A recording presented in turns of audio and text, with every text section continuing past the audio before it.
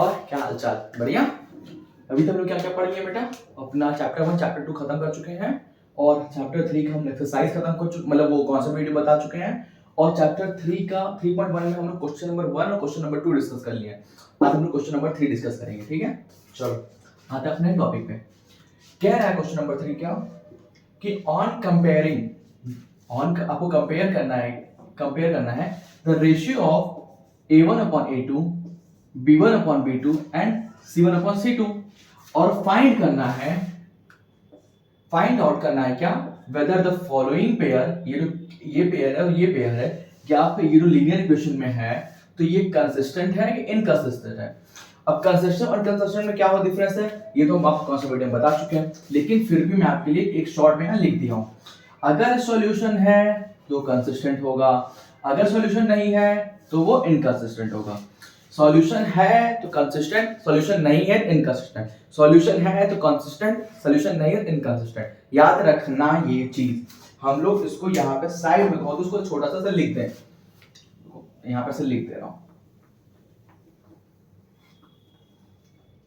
इसको नोट में करके से लिख दो। यहाँ पे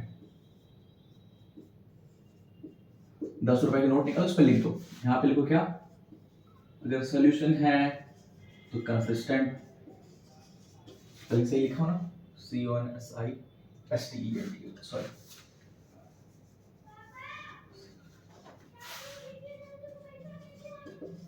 कंसिस्टेंट होगा, और अगर सॉल्यूशन नहीं है तो इनकंसिस्टेंट होगा।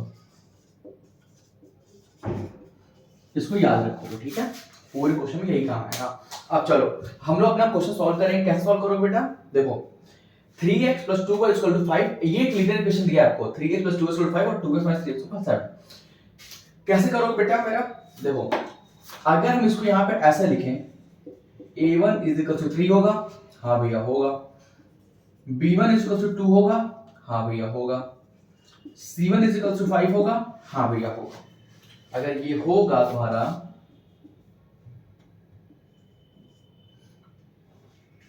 तो ये बताओ बेटा, फिर a2 = 2 होगा, हाँ भैया होगा। b2, यार क्या हो गया भाई आज, फिर तुम्हारा b2 = -3 होगा, हाँ भैया होगा। और c3 क्या होगा? 7 होगा, हाँ भैया होगा। तो हम इसको कैसे लिखते हैं? a1 upon a2 = b1 upon b2 = c1 upon c2, ऐसे लिखते हैं? हाँ भैया सही लिखते हैं। तो a1 upon a2 क्या होगा? 3 upon 2,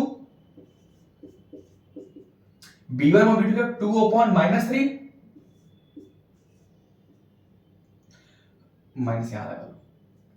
और c1 upon c2 क्या होगा? 5 upon 7। एक चीज देखो बेटा, यहाँ पे 3 upon 2 है और 2 upon 3 है।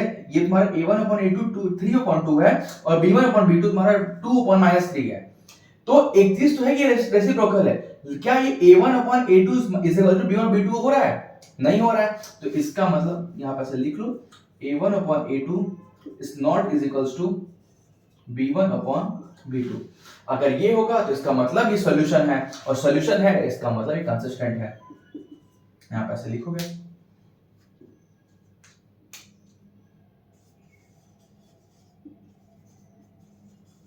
इसका मतलब कंसिस्टेंट है। नोट कर लो इसको फटाक से, सेकंड वाला करें।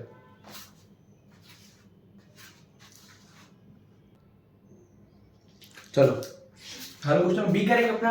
अब बी वाला भी सेम ऐसे ही करेंगे जैसे हम लोग करते आए हैं। हम लोग को क्या मानेंगे? a1 क्या होगा बेटा आपका? भैया मेरा a1 तो 2 होगा। b1 क्या होगा बेटू? भैया मेरा b1 तो -3 होगा। c1 क्या होगा बच्चा? c1 भैया हमारा 8 होगा। बिल्कुल ठीक है बेटा। चलो अब इसमें बताओ, a2 क्या होगा बेटा? भैया a2 मेरा 4 होगा। b2 क्या होगा बेटा? भैया b2 -6 होगा। और c2 क्या होगा बेटा? भैया c2 मेरा 9 होगा। कोई दिक्कत? कोई दिक्कत नहीं। तो भैया हम लोग ऐसे लिख लेंगे क्या, a1 upon a2 = b1 upon b2 = c1 upon c2। आपको इसी क्वेश्चन में इसको लिखना है बेटा। तो a1 क्या है? भैया a1 मेरा 2 है। a2 क्या है भैया? a2 भैया मेरा 4 है। b1 क्या है? -3 है। B2 क्या है -6 है, C1 अपॉन C2 क्या है 8 अपॉन 9 है। तो एक बात बताओ बेटा, माइनस से माइनस कटेगा, हाँ भैया कटेगा। 3 1 जा 3 2 जा होगा, हाँ होगा। 2 1 जा 2 2 जा होगा, हाँ होगा। तो मतलब 1/2 is equals to 1/2 is equals to 8 upon 9।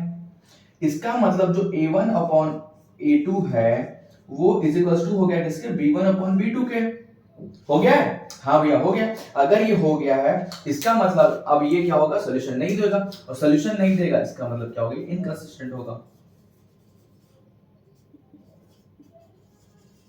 बताओ कोई दिक्कत? कोई दिक्कत नहीं है भैया, कोई दिक्कत नहीं है तो इसको इरेज करेंगे, हम क्वेश्चन नंबर 3 पे आएंगे, सी वाले पे।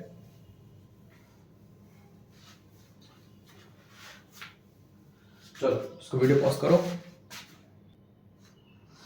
अब देखो बेटा, आपने क्वेश्चन नंबर सी वाले में आएंगे। थर्ड वाला क्वेश्चन क्या है कि 3/2x + 5/3y = 7, 9x - 10y = 14। अब बेटा एक चीज तुमको मैं बता दूं, तुमको अभी तक तुम पढ़े पता तो होगा तुमको, ये तो मैं 100% श्योर, बट मेरा धर्म है बेटा बताना। अगर a अपॉन b है कुछ और उसके अपॉन c अपॉन d है, तो बेटा दूर वाले के पास, पास वाले पास जाएगा हमेशा। बताता हूं क्या, देखो दूर वाला मल्टीप्लाई करेगा और पास वाले मल्टीप्लाई करेगा, मतलब AD अपॉन BC ये होगा। ठीक है, आगे यही काम आएगा, इसलिए मैं आपको ये बता दे रहा हूं। ठीक है, चलो अब आते हैं सॉल्यूशन पे हम लोग। फिर हम लोग क्या करेंगे, A1 A2 A3 निकालेंगे। A1 क्या होगा भैया 3/2, B1 क्या होगा भैया 5/3, C1 क्या होगा भैया 7। चलो A2 क्या होगा भैया सर 9, B2 क्या होगा भैया -10 और C2 क्या होगा भैया C2 14। कंपेयर करेंगे हम लोग किसमें, A1 upon A2, B1 upon B2, C1 upon C2। उसको हम नहीं लिख रहे, ठीक है, वो तो अब अंडरस्टूड हो गया होगा तुम लोगों को कि हाँ वो चीज लिखना है। चलो इसको लिखो है A1 अपॉन A2 मतलब 3/2 अपॉन 9/1। अरे 9 है, उसको मतलब 9/1 लिख सकते हैं, हाँ लिख सकते हैं भैया। तो ये क्या हो गया A1 अपॉन A2 फिर is equal to B1 upon B2। B2 कितना है -10/1, इसको 1 कर। और C1 अपॉन C2 क्या है 7 अपॉन 14।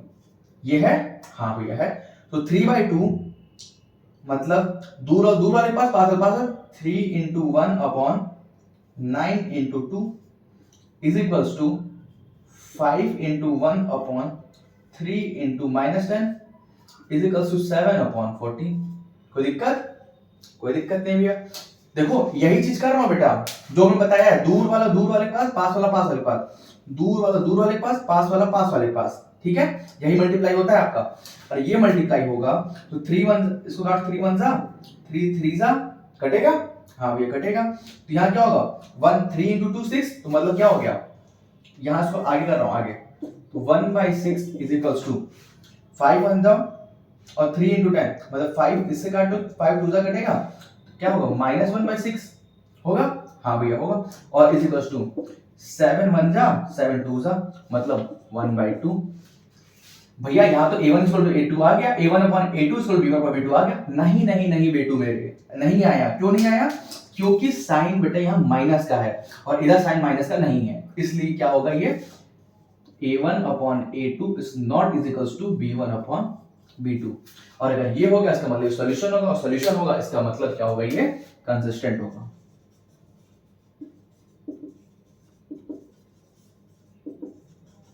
कंसिस्टेंट सिस्टम लिख लो, कोई दिक्कत? कोई दिक्कत नहीं है। चलो इरेज करते हैं, नोट कर लो फटाक से। आई होप नोट कर लियोगे, इरेज कर रहे हैं, ठीक है। चलो क्वेश्चन नंबर डी पे आते हैं।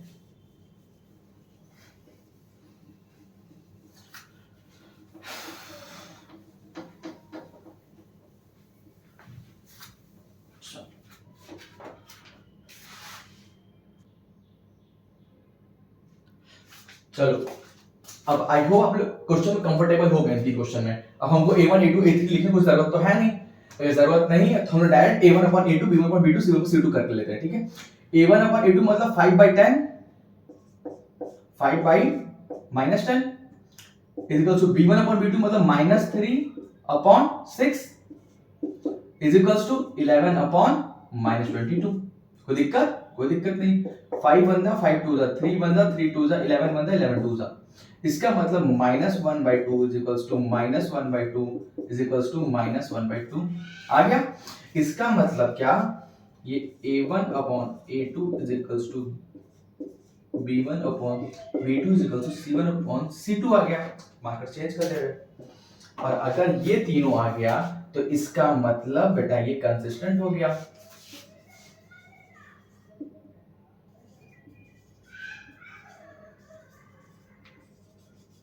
जब आपका a1 अपॉन a2 और b1 upon b2 equal to c1 और c2 हो जाए तो इसका मतलब ये कंसिस्टेंट हो जाएगा। और कंसिस्टेंट हो गया तो आपका काम हो गया। चलो, और जो क्वेश्चन नंबर ई वाला बचा है इसमें का 5 वाला वो आपका होमवर्क रहेगा। यार प्लीज यार, अगर 4-5 क्वेश्चन मैं कर रहा हूं तो एक तो तुम कर लेना कम से कम। अब ऐसा मत करना यार कि हम एक भी नहीं करेंगे, ये मत कर देना यार, ठीक है। चलो आते हैं हम लोग अपने क्वेश्चन नंबर फोर्थ पे। चलो आते हैं क्वेश्चन नंबर 4 पे, ठीक है। क्वेश्चन नंबर 4 में कैसे करेंगे हम लोग, देखो x plus y is equal to 5 और 2x plus 2 is equal to 10। देखिए क्या है इसमें, which of the following pair of linear equation are consistent और inconsistent। जैसे हम लोग a1 upon a2 is equal to b1 upon b2 plus equal to c1 upon c2 correct कर रहे थे, सेम इसमें वही चीज करेंगे। लेकिन अगर वो कंसिस्टेंट आ गया तो आपको क्या करना है, उसको सॉल्यूशन देना है। कैसा, ग्राफिकली, मतलब आपको ग्राफ पे उसको प्लॉट कर देना है। हाँ ये चीज इतना आएगा। कैसे होगा, देखो ऐसे हमको पता है a1 upon a2 is equal to b1 upon b2 is equal to c1 upon c2 होता है। हाँ होता है। तो a1 कितना है, 1 है, a2 कितना है 2, b1 कितना है 1 और b2 कितना है 2, c1 कितना है 5, c2 कितना है 10। तो 1/2 is equals to 1/2 is equals to 5 1 5 2 is equals to 1/2। इसका मतलब ये क्या, ये a1 upon a2 is equals to b1 upon b2 is equals to c1 upon c2 हो गया। हाँ हो गया भैया। अगर ये हो गया इसका मतलब कंसिस्टेंट हो गया, और अगर ये कंसिस्टेंट है इसका मतलब ये इनफाइनाइट मेनी सॉल्यूशन देगा। और अगर इनफाइनाइट मेनी सॉल्यूशन देगा तो हम लोग इस पे ग्राफ प्लॉट करके देखते हैं कैसे। अगर इसको मैं पेन चेंज करूं तो देखो, अगर ये x plus y is equal to 5 है तो इसको हम ग्राफ ऐसे कैसे ड्रॉ करेंगे हम इसका। यहाँ पे x ले लो, यहाँ y ले लो। अगर x 0 लेते हैं, x 0 लिया तो y क्या मिला, 5 मिल गया। और अगर y 0 लिया हमने तो x कितना मिला, 5 मिल गया। अगर देखो ऐसे y अभी नहीं लेंगे हम लोग सर। देखो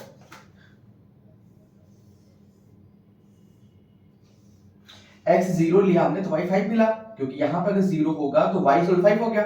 और फिर अगर x 5 ले लिए तो y कितना हो गया, y 0 हो जाएगा। क्यों 5 - 5 0 तो y 0 हो गया, ठीक है। अब इसमें रख लेते हैं 2x plus 2y is equal to 10 पे।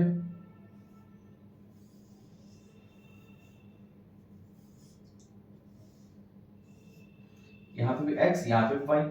अगर हम y मान लो, यहाँ y 5 ले लिए, अगर y या तो y से पहले 0 ले लो। अगर y 0 लोगे, y अगर हमने 0 लिया बेटा तो 2 into 0 0 हो गया। तो 2 into ये x क्या हो गया, 2 उधर चला जाएगा, x इक्वल 2 और नीचे 2 है 5 बन जाएगा। मतलब y 0 पे x कितना हो गया, 5 हो गया। और अगर हमने y 5 ले लिया, y 5 ले तो 5 तो 10 हो गया, 10 - 10 0। तो मतलब अगर y 5 है तो x 0 हो गया। ये समझ में आ रहा है।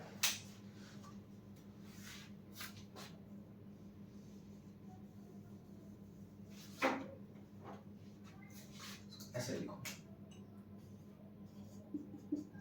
ठीक है। अब इसको ग्राफ में फेंक दो, उस पे कैसे फेंकोगे, देखो x और y + 5 में क्या, अगर x 0 है तो y 5 है, x 0 है तो y 5 है, x मेरा 0 है तो y 5 है। मतलब यहां पे कुछ आएगा, प्लॉट आएगा। हाँ भैया आएगा। अगर x 5 है तो y 0 है, अगर x 5 हो गया तो y 0 हो गया, कुछ यहां पे आएगा, प्लॉट आएगा। हाँ भैया आएगा। इसमें क्या है, इसमें भी x पहले इसको ड्रॉ कर लो इस तरह।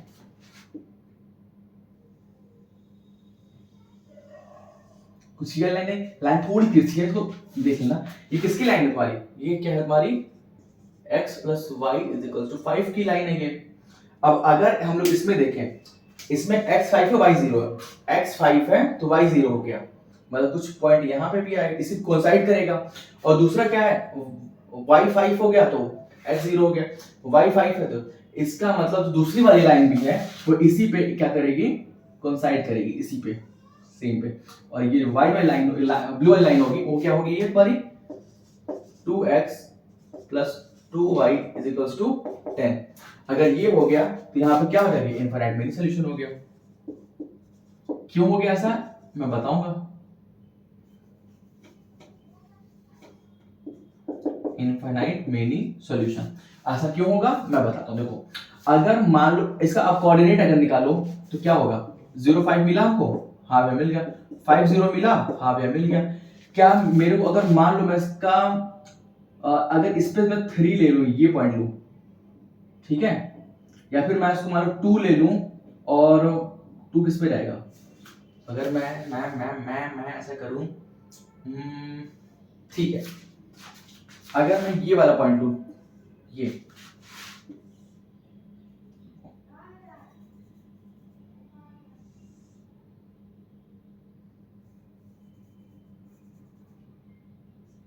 अगर ये पॉइंट है बेटा आपका, तो ये एक जो कोसाइड कर चुका है, और कोसाइड कर चुका है तो इसका मतलब ये क्या देगा, इनफाइनाइट मेनी सॉल्यूशन देगा अपने ग्राफ पे। इसका मतलब ये क्या हुआ, कंसिस्टेंट है, और कंसिस्टेंट है इसका मतलब इनफाइनाइट मेनी सॉल्यूशन है। ठीक है, चलो इसको नोट कर लो।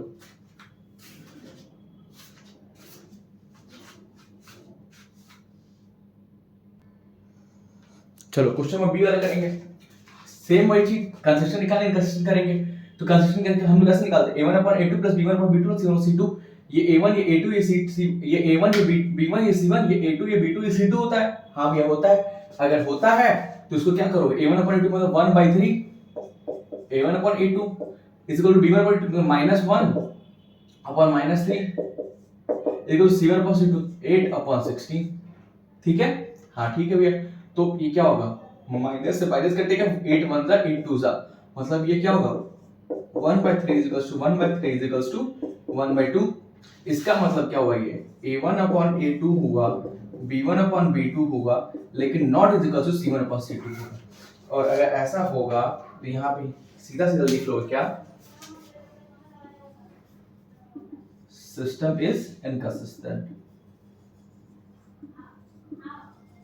इनकंसिस्टेंट। ठीक है, अगर इनकंसिस्टेंट तो तुम ग्राफ पे चेक करने की जरूरत ही नहीं है, सिंपल। आते हैं क्वेश्चन नंबर 3 वाले पे। ठीक है, चलो एक सेकंड।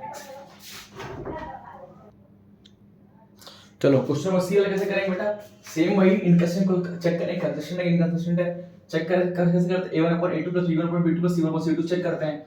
देखो एक चीज बेटा ध्यान देना कि यहाँ पे क्या है कि a जो 2x plus y minus 6 equal to 0 है, तो यहाँ पे इसको ऐसे लिख लो,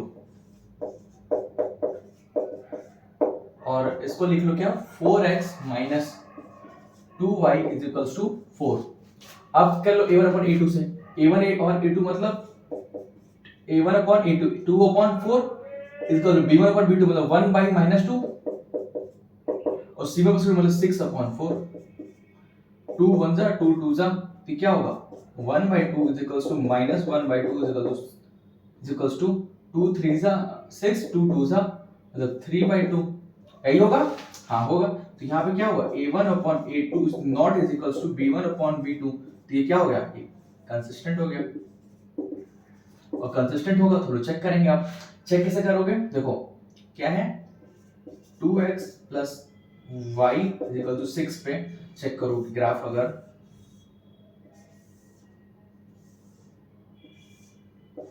x ले लो या y ले लो, पेन और बदल लेंगे तुमको दिक्कत ना हो।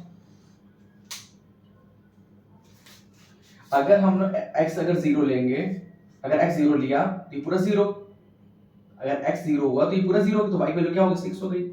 और अगर x वैल्यू में 3 ले लें तो 2 3 6 और 6, तो अगर यहाँ पे x, अगर x हमने 3 ले लिया तो y क्या हो गया, 0 हो गया। कोई दिक्कत? कोई दिक्कत नहीं है। तो अब दूसरा वाला पार्ट में देख लो, ऐसे ही कहा गया 4x minus 2y is equals to 4।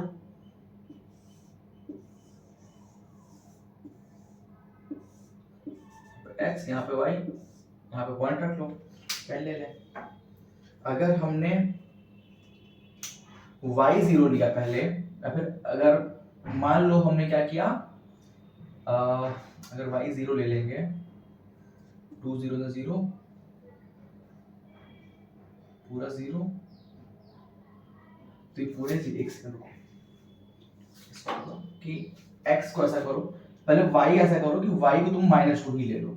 अगर y -2 ले तो 2 4 बन जाएगा ये। अगर y -2 ले लोगे तो 4 × 4 0 हो जाएगा, 4 का 4/4 बन जाएगा, 0 बना लेगा। और अगर ये 0/-2 बनेगा, और दूसरा पॉइंट बताओ क्या होगा, सोचो सोचो। चलो मैं हट गया, बताओ फटाक से।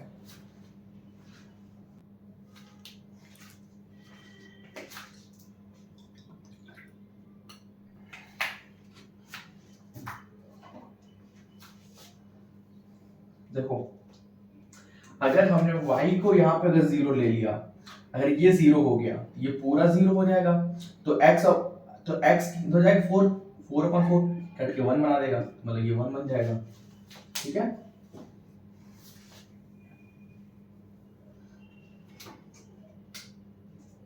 अब इसको ग्राफ को प्लॉट कर लो। इसको कैसे करो ग्राफ प्लॉट? अगर x 0 है तो y 6 है, अगर x 0 है तो y कितना है, 6 है, यहाँ पॉइंट आएगा। और अगर x 3 है तो y 0 हो गया, अगर x 3 है तो y 0 हो गया, x 3 y 0, हाँ ठीक। और इसमें इस वाले ये अगर लाइन ड्रॉ करोगे, ये पॉइंट काटेगा, ये पॉइंट अगर काट रहा है,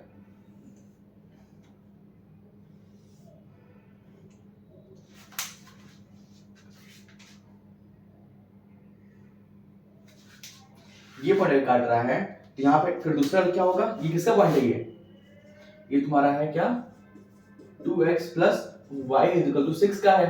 अब दूसरा क्या है, अगर x 0 तो y -2, x 0 तो y -2, कुछ ये वाले पॉइंट। और अगर x मेरा 1 है तो y 0 हो गया, अगर x मेरा 1 है, x मेरा 1 है तो y 0 हो गया, y 0 मतलब ये x, ये वाला पॉइंट। और ये वाला पॉइंट अगर काटोगे, ऐसा पॉइंट काटेगा, ये हो गया पॉइंट ऑफ इंटरसेक्शन। मतलब इस पॉइंट पे जो भी पॉइंट आएंगे वो तुम्हारा इंटरसेक्शन बनाएगा। ये क्या हो गया, ये कंसिस्टेंट हो गया, सिंपल। ठीक है, और ये क्या इंपॉर्टेंट मेनी सोल्यूशन बना देगा, और ऐसा बनाएगा तो आपका हो जाएगा काम। ठीक है, चलो क्वेश्चन नंबर 4 तुम खुद से करोगे।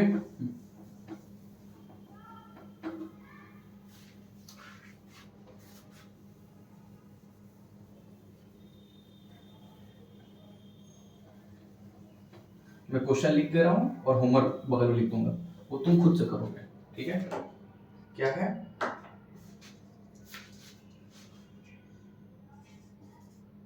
x - 2y -2 = 0, 4x - 4y = -5 = 0। ये तुम्हारा होमवर्क है। ठीक है, चलो आते हैं हम लोग क्वेश्चन नंबर 5 पे। चलो क्वेश्चन नंबर 5 पे आते हैं। क्वेश्चन 5 कह रहा है बेटा क्या, half of the perimeter, perimeter का आधा, half of the perimeter of a rectangular garden, of a rectangular garden, एक गार्डन है उसका perimeter, half of the perimeter, उसका आधा पेरीमीटर रेक्टेंगुलर गार्डन का, जिसका जो लेंथ है वो 4 मीटर ज्यादा है किससे, उसकी विड्थ से। जो 4 मीटर, अगर मान लो जो उसका लेंथ है वो क्या है, 4 मीटर ज्यादा है किससे, विड्थ से। अगर विड्थ अगर 10 है तो लेंथ 14 होगी, अगर विड्थ 20 है तो लेंथ 24 होगी, ये कहना चाह रहा है। ठीक है, अगर ये कहना चाह रहा है उसका more than it's width 36 centimetre, ये 36 मीटर क्या है, इसकी विड्थ है? नहीं नहीं नहीं नहीं, 36 मीटर क्या है बेटा एक्चुअल में, ये हाफ ऑफ द पेरीमीटर है। 36 क्या है, अगर मान लो इसको ऐसे 1/2 पेरीमीटर इज इक्वल टू 36, मतलब पेरीमीटर इज इक्वल टू 72, ये कह रहा है, ठीक है, ना कि पेरीमीटर ये कह रहा है, विड्थ को ये हाफ मीटर नहीं कह रहा है, ये पेरीमीटर तुम्हारा कह रहा है, ठीक है। अभी बताऊंगा सर आगे क्या इसका यूज है, ठीक है, बताऊंगा अभी बताऊंगा इसको। देखो मैं, हमको निकालना क्या है, find the dimension, dimension of the garden. एक गार्डन है ये तुम्हारा, गार्डन मान लो कि घास निकली हुई है,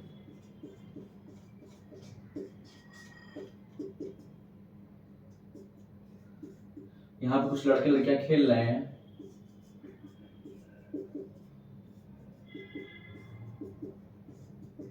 कुछ लोग खेल भी रहे हैं, ठीक है। तुमको कह रहा है कि ये एक रेक्टेंगुलर गार्डन है जिसका पेरीमीटर तुमको बता दिया है। पेरीमीटर क्या होता है बेटा एक्चुअल में, पेरीमीटर क्या होता है, 2l+b, ये लेंथ है, ये लेंथ है, ये विड्थ है, ये विड्थ है, मतलब क्या होगा तुम्हारा, जो भी लेंथ प्लस ब्रेड्थ आएगा तुम्हारा, उसको 2 में इंटू कर दोगे, तुम्हारा क्या है, पेरीमीटर आ जाएगा। तो ऐसे हम निकालेंगे। अब एक चीज बेटा हम लोग देख लें, हम लोग अज्यूम कर चलते हैं, मान लेते हैं कि let the length of garden is equal to l, मैं l लेंथ की मान ले रहा, और उसकी जो विड्थ होगी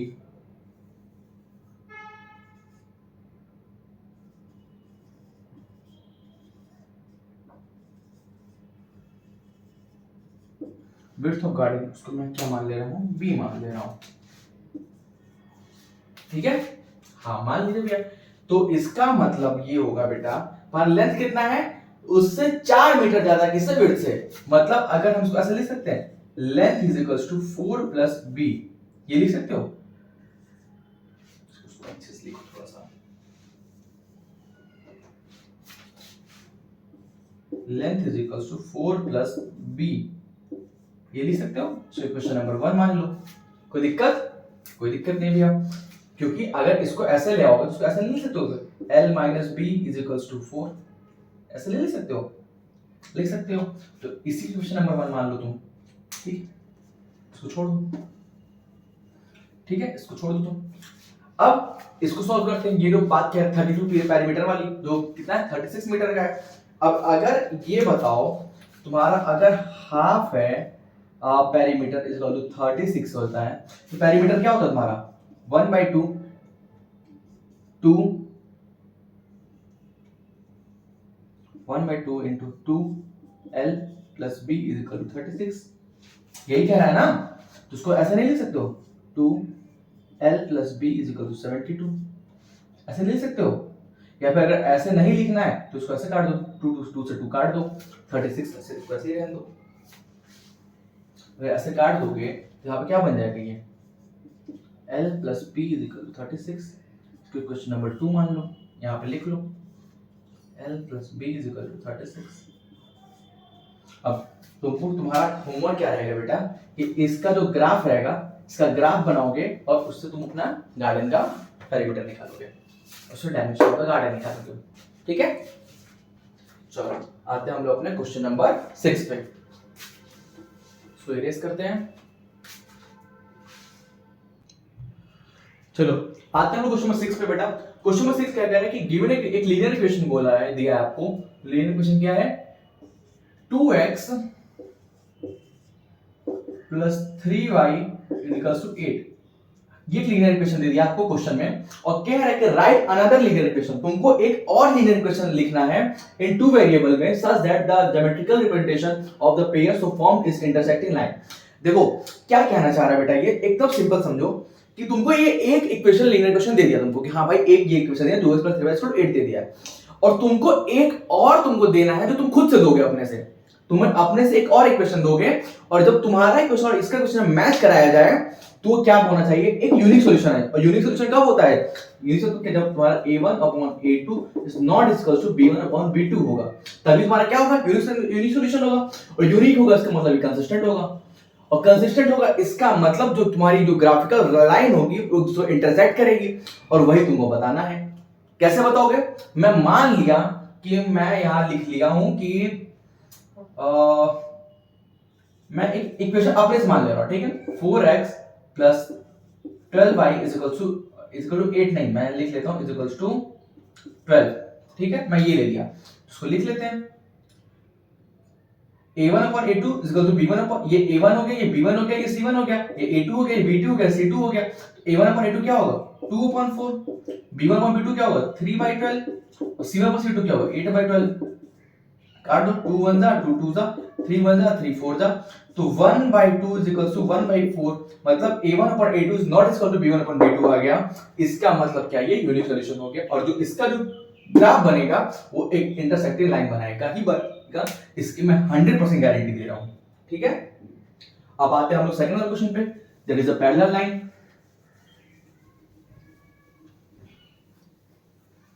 चलो पैरेलल लाइन कैसे आती है मैं बताता हूं। हम लोग आते हैं बेटा बी पैरेलल लाइन पे। अभी इसको छोड़ दो, कोसेंट पे अभी मत देखो, इसे बस इधर ध्यान दो। पैरेलल लाइन कौन सी लाइन होती है बेटा, जहां पे तुम्हारा a1 upon a2 is equal to b1 upon b2 होगा, लेकिन वो not is equal to c1 upon c2 होगा, तो तुम्हारी क्या होगी पैरेलल लाइन होगी। अब एक इक्वेशन दे दिया तुमको, इक्वेशन क्या दिया है 2x plus 3y is equal to 8। अब तुमको एक ऐसी इक्वेशन खुद से देनी है जो कि पैरेलल लाइन बना ले। और पैरेलल लाइन कब बनाएगा, जब तुम्हारा ये इक्वेशन बना लेगा। इक्वेशन मैं लिख लूं, अगर मैं लिख लूं 6x plus 9y is equal to 22 में लिख लियो, तो ये क्या होगा a1 upon a2 क्या होगा 2 upon 6, b1 upon b2 क्या होगा 3 upon 9, c1 upon c2 क्या होगा 8 upon 22 होगा। हाँ भैया होगा, तो काट लो, 2 1 जा 2 3 जा 3 1 जा 3 3 जा 2 4 जा 11 टाइम, तो क्या होगा 1 by 3 is equals to 1 by 3 is equal to 4 by 11, क्या इज इक्वल टू है, इसका नॉट इज इक्वल टू हो गया। मतलब ये a1 upon a2 is equal to b1 upon b2 is not equal to c1 upon c2 बन गया। इसका मतलब ये क्या होगा पैरेलल लाइन होगा, ठीक है। अब कोइंसिडेंट पे आते हैं। कोइंसिडेंट क्या होता है, जहां पे a1 upon a2 होता है, b1 upon b2 होता है, c1 upon c2 होता है, एक बराबर हो जाते हैं। कैसे होगा इसको लिख लो यहाँ पे। अगर एक इक्वेशन तुम्हें दे दिया है 2x plus 3y is equal to 8, आपको एक इक्वेशन अपने से मान लो मैं यहां मान लो 6x 9y 24 लिख लिया, तो ये क्या होगा a1 upon a2 2 upon 6, b1 upon b2 3 upon 9, c1 upon c2 8 upon 24, 2 1 जा 2 3 जा 3 1 जा 3 3 जा 8 1 जा 8 3 जा, तो 1 by 3 is equals to 1 by 3 is equals to 1 by 3, मतलब a1 upon a2 is equal to b1 upon b2 so सब एक दूसरे सारा इक्वल हो गया, और सारा इक्वल हो गया तो ये कोइंसिडेंट हो गया, कोइंसिडेंट लाइन हो गई, ठीक है। ये तो हो गया, तो नोट कर लो फटाक से।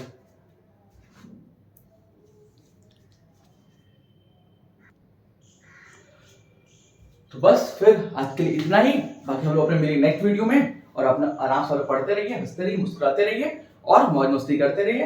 फिर हम लोग पढ़ेंगे अपना किसमें 3.2 में, ठीक है। चलो बाकी तब तक के लिए बाय बाय।